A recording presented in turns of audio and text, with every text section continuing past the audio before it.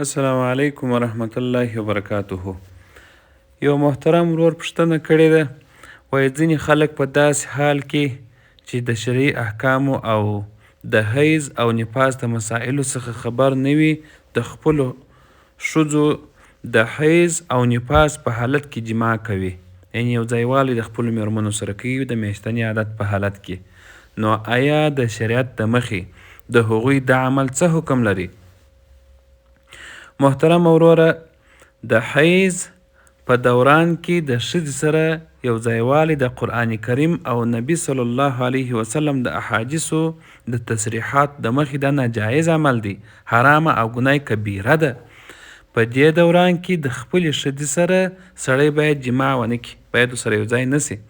البته که چیرته یو څوک د غلطۍ او بې علمۍ د وجې څخه د حیض په ابتدایي ورځو کې جماع وکړي، نو 1 دینار او که په آخري ورځو کې جماع وکړله، نو نیم دینار د صدقه کول، نیم دینار د صدقه کې دا صدقه کول افضله ده، او توبه او استغفار باندې واجب دی چې دغه کس باید د الله تعالی څخه بخښنه وغواړي او توبه پر وباسي.